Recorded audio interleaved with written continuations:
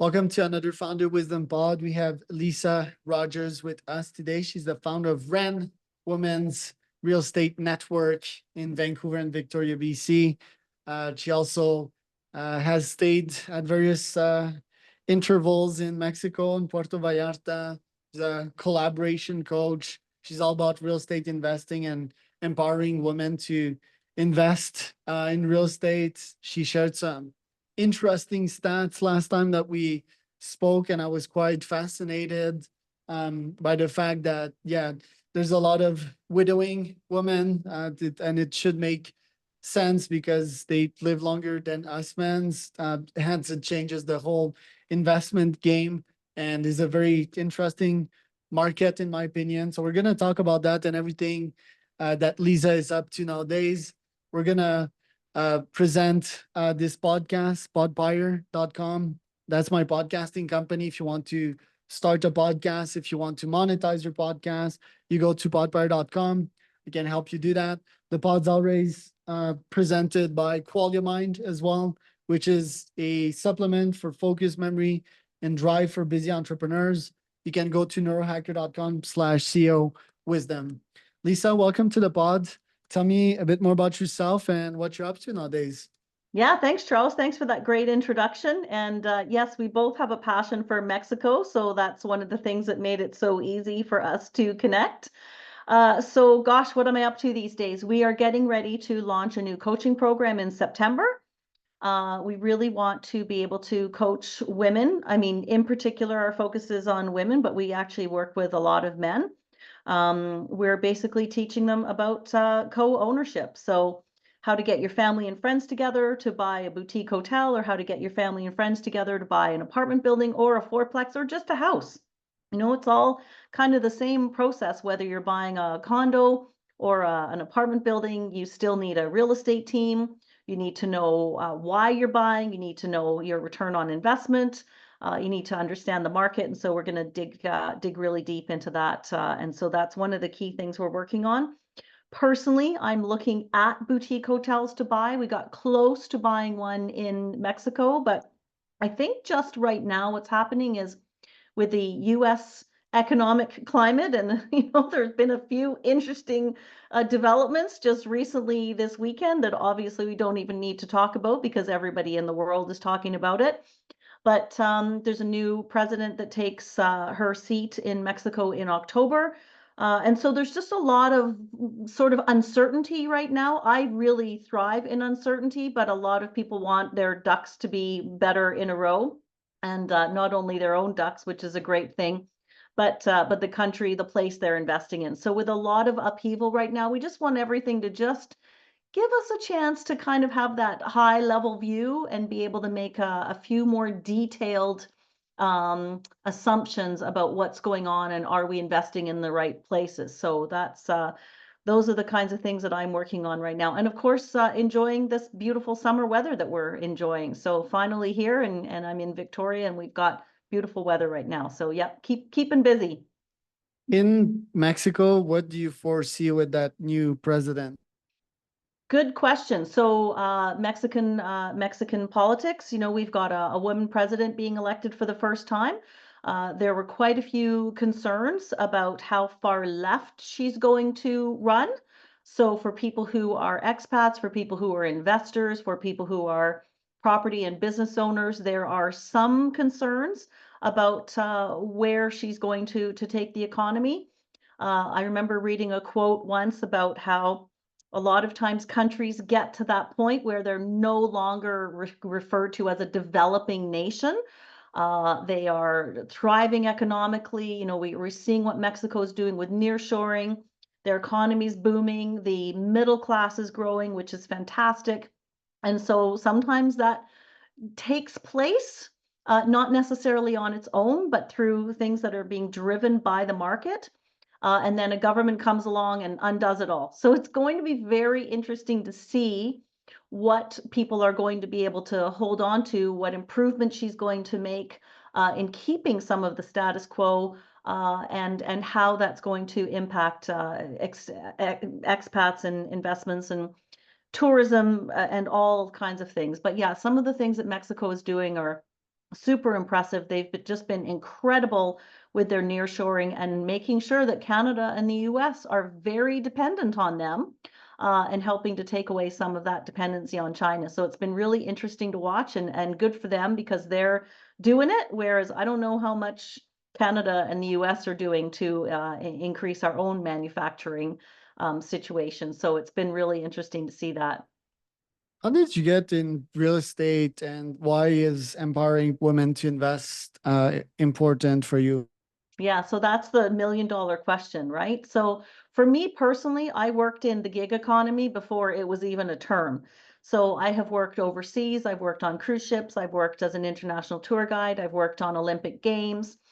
And when you have this kind of work, a lot of times the institutions who live in boxes and approve things like mortgages, they don't understand those of us who aren't built that way.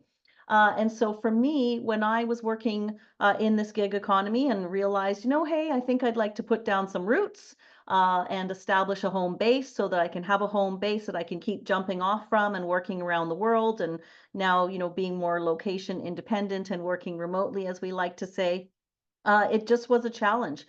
And so I really started to look at how am I going to be able to build a life where I can continue to live this great life where I get to live around the world and meet wonderful people and have this huge global network of people to tap into and enjoy and have these great political and ethical and philosophical conversations with.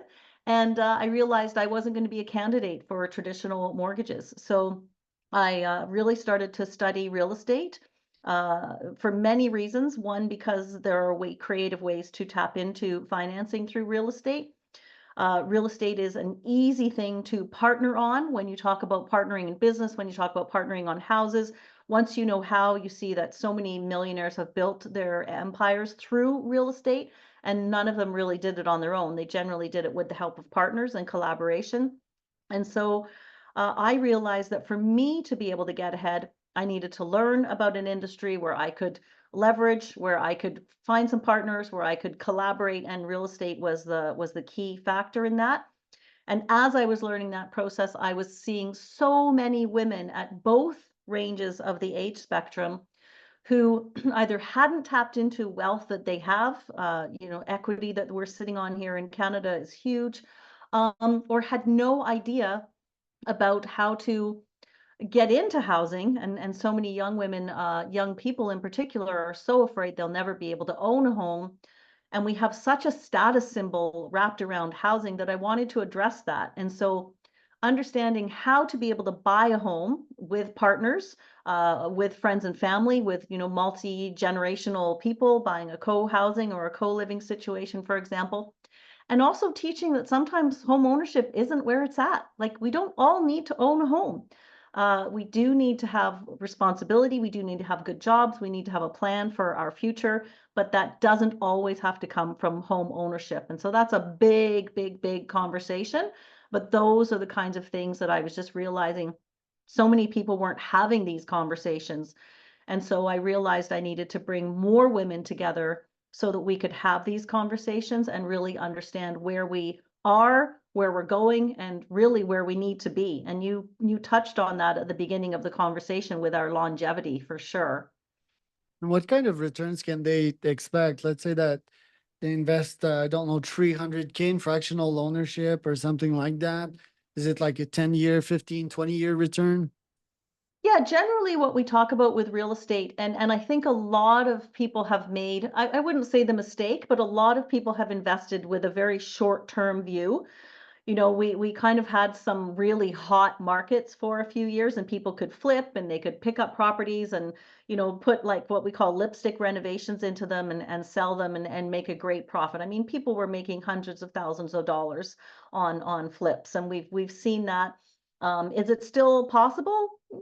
Possibly in some markets. Is it realistic to expect that? It's not. And so it's really important that people look at real estate, first of all, with a long-term view. It should be a minimum 5 to 10 year outlook that you're looking at real estate investing from. There, as I mentioned, there are going to be exceptions to that, but looking at it with a 5 to 10 year kind of longer range forecasting as to, can I invest in real estate and can I hold on to whatever it is I'm investing without a lot of stress and pressure for a minimum of 5 to 10 years? And generally, what you see is people who are encouraging people to invest in real estate, whether that's passive real estate through private equity, private lending. Private lending is going to become huge, or actually co-owning on a property. The returns on investment are different, but generally speaking, you want to be targeting probably about a minimum of 7% return on your investment. And the reason I say 7% return on your investment, if you're investing passively, and you're investing in private equity and your money is pooled into something that is very well managed, over the long term, a 7% return on investment can get you a really good retirement if you do the numbers and you sit down with a good tax strategist and a good wealth advisor. They can show you how with as little as about 7%, you can really set yourself up for a good long-term plan with enough money to give you a good retirement. Lots of people are tracking more around the 12 to 14% range. And then we have some investors who are doing things at a higher level. They're working with private equity, they're working with a team, they're buying properties, they're leveraging properties, they're maybe buying boutique hotels that give a good return because they're generating revenue and they're getting a portion of that revenue, as well as just the returns on the property. And they're tracking, over 20% return. So it really depends on how you own, who you own with, where you own, and how all of those projects are laid out. And then it's about doing the due diligence to make sure that you've got the right information and that you're on the right track. And on your side, how do you make money out of this? You help them invest their capital. So how do you make money and how do you get more clients nowadays? Yeah, exactly. So a lot of the earnings that I have actually come through coaching, right? I mean, that's just a lot of people want to learn how to do this. And the interesting thing is anybody could pick up a $20 book and learn how to do it, right? All of the information, and we've seen people talk about this, there's people who pick up the $20 book, and then there's people who have coaches that they pay $100,000 a year for. The information is often the same. But when you're working with coaches, or in my case, we have a group of coaches and you have accountability, and you have kind of weekly projects and tasks that you have to finish, a lot of people just find that they can get much further, much faster with coaching. So for me, where Ren comes in, that's a big part of where our marketing income comes in. And then also, obviously, with real estate, I've got real estate properties that are, again, on that long-term trajectory. And so just as an example, I mean, we have a property here in Gonzales, Gonzales Beach in Victoria. There's a number of things that could happen to this property, but we look at this as a what we call a trophy property. It's across the street from the beach. We're looking at a number of different scenarios over the next few years, and this could provide returns, that could put a few $100,000 in my pocket, right? So it's a long-term goal. We could sell it, we could develop it, we can keep it as it is. And so again, it's a matter of looking at all of those different tracks that you have with a property, all of the options. And yeah, I mean, this one particular property could do very well and end up making me maybe, let's say, a 50% return on my investment over the long term, right? I want to be really clear about that. And not without its pain, because if I just did a case study on this one property, which we'll do in the coaching, we will be talking a lot about the mistakes not to make, and how, government changes can just sometimes ruin a plan. And so it's really important to make sure you're going where you see some government stability, where you really know that what you're investing in is going to be in line with what that city, province, state, country actually has going on, because there's some crazy stuff that can happen with that coming into play as well. Right. And tell me about that lifestyle, which seems also a part of your business, quote unquote, retiring. Tell me about the different lifestyle between Canada and Mexico, advantages and disadvantages. I love where we're going with this, Charles, because it's such an important piece. So we all want to live a great life. We all are super deserving of living a great life. And many of us live in countries where it's really expensive to live that great life. I mean, rent for a two-bedroom in Victoria right now is ticking up at about $3,200 a month.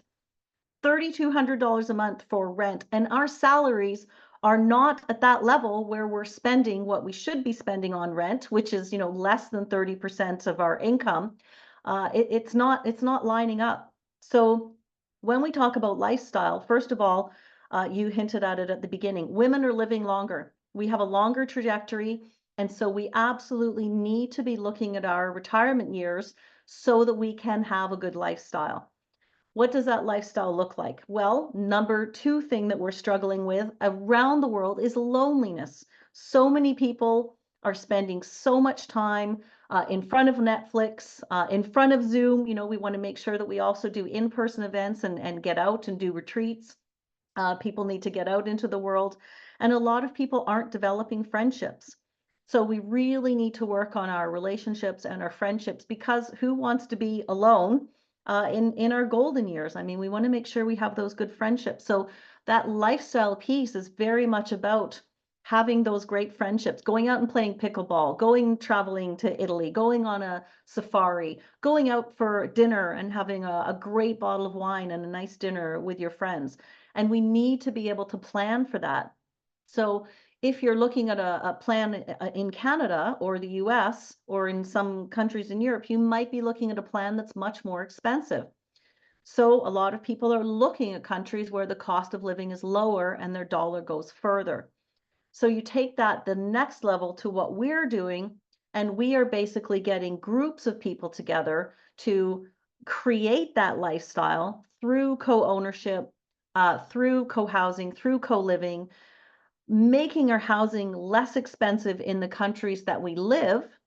And then also, instead of potentially buying a single property in Mexico that we're going to have for our retirement, get a group of people together and buy a small boutique hotel, monetize it now, and then have it as your own personal retirement home that's ready and waiting for you when you are looking at actually retiring.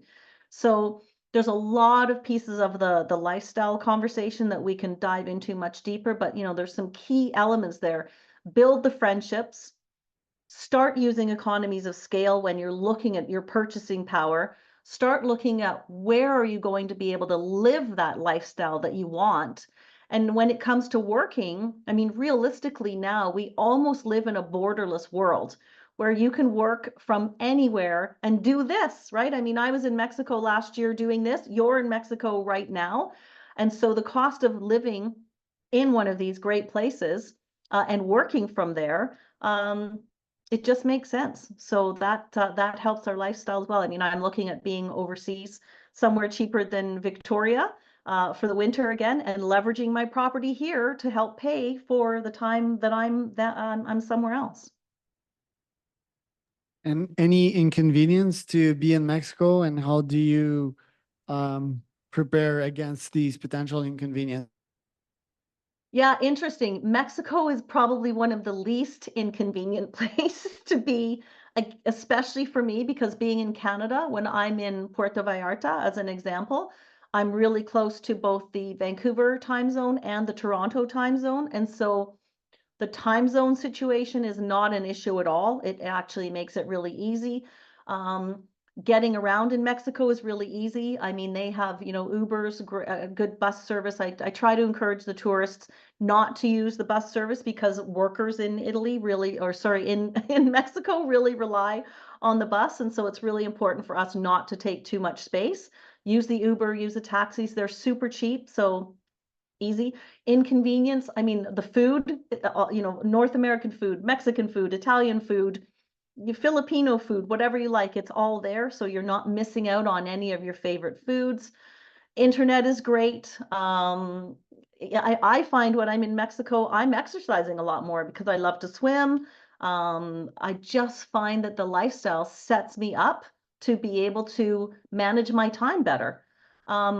Another great thing, I mean, just as an example, I think I've mentioned that I've been studying my mom's expat community for a few years. And when I go down to Mexico, I barely have to plan a thing because there's 50 women down there who all live within 5 minutes of each other. And because they've established this incredible expat community, they always have something on the go. So they're planning a happy hour, they're planning a golf game, they're planning the pickleball times, they're planning time to go and volunteer at the dog shelter or the orphanage, or going to a fundraiser and getting 50 women on a bus to go out to a fundraiser and have dinner and spend money together. So I don't find it inconvenient at all. I think maybe some of my partners up here find it inconvenient when I'm in Mexico because they've got to do some of the hands-on work while I'm down there. So it kind of gets me out of that as well.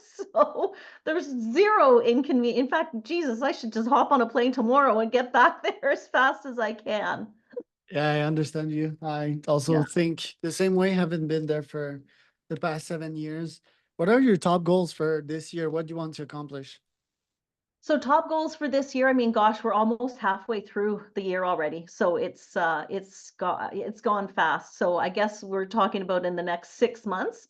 Um, I would love to try to get 100 women helped through our coaching program. I mean, that would be if we could get, 100 people on the right track to taking responsibility for their future, for their investments, for making their own goals, being accountable to each other. I think that would be something that I could be hugely proud of, and I would really love to be able to get that done and deliver on that. I'd love to have our first overseas property. We're looking at property in Florida. As I've mentioned, we have looked at property in Mexico. And we're going to get really close to that. So whether we close this year or early in the new year, I'm confident that we're going to be able to do something. We're just going to, see how the political climate shakes down.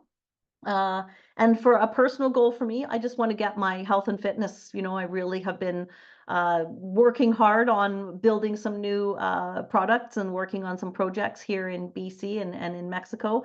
And sometimes you can't do it all. I think that life balance of being able to, even everything out, I don't know if that's realistic when you're pushing hard to reach a goal. Sometimes something has to be compromised.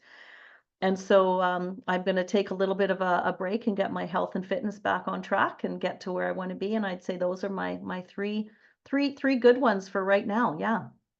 It's great. And where can people find out more about you, Lisa? Yeah, so finding out more about me, ren.club, WREN.CLUB is a really easy place to find me. Note that it's not a .com, it's actually a .club, so ren.club. You can also email me, liza@ren.club, that's LIZA@ren.club. We're on Facebook, we're on LinkedIn, we're on Instagram. We've got a newsletter, we've got a YouTube channel, and we're just using this summer to kind of get everything freshened up and cleaned up. And then we'll be launching some new programs in September. So hopefully people will find us between now and then, and we'll be here ready and waiting to meet you.